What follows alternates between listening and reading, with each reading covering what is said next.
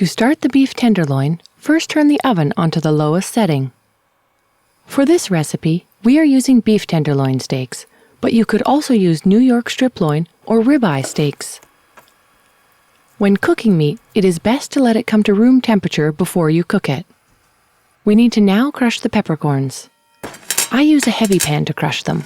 Whatever pan you use, the heavier the better. Don't put too much pressure on the handle or it could break. Put your weight on the back of the pan and use a sweeping motion. Crush the peppercorns until they look like this. Then spread them out over the cutting board.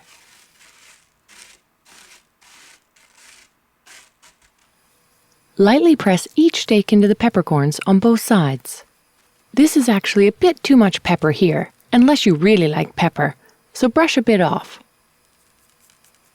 Remember that freshly ground pepper adds a lot of heat, not just flavor.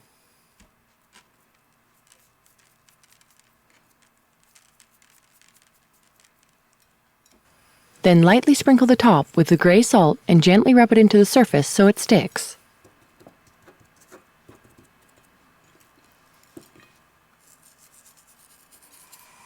Heat a large fry pan on medium-high and immediately add the oil and butter.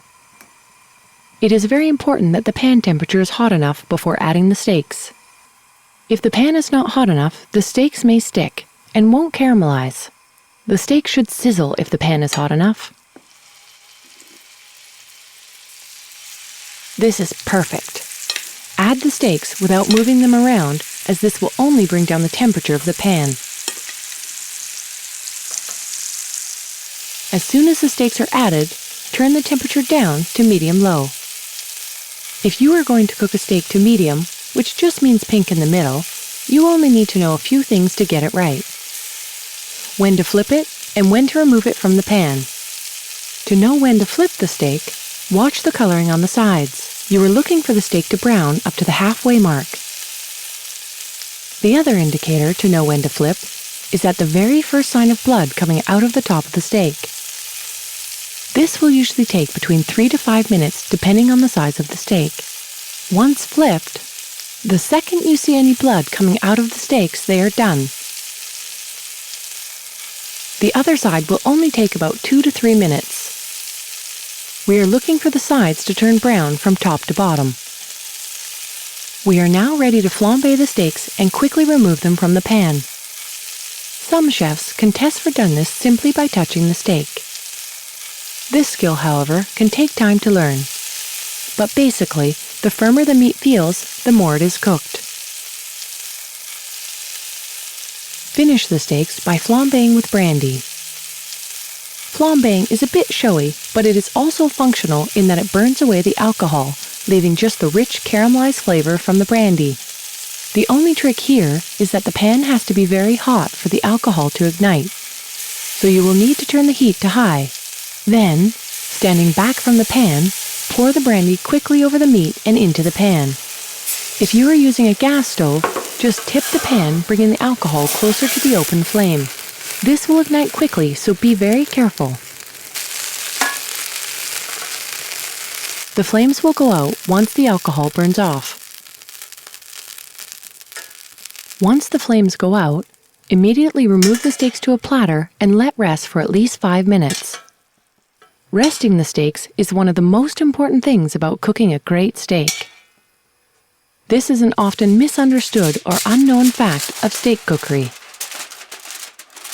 Before covering though, be sure to rest at room temperature to stop the cooking process before placing into the oven. Otherwise, the meat will continue to cook.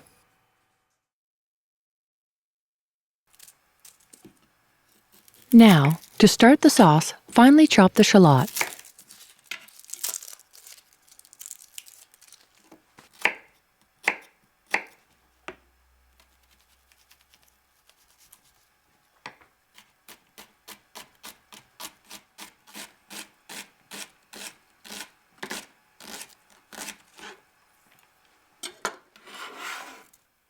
Stir in the shallot and scrape all the brown bits from the bottom of the pan.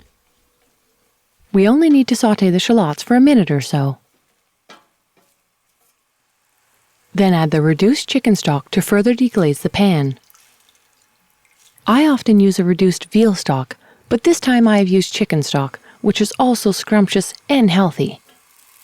Pour the juices from the resting meat into the pan and allow the stock to reduce.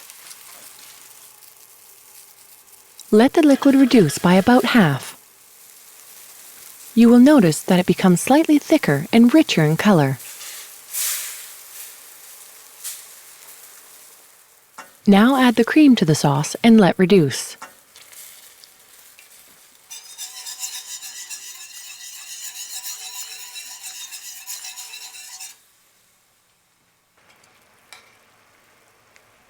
You can see here that the sauce is still a bit too thin, so continue to reduce it.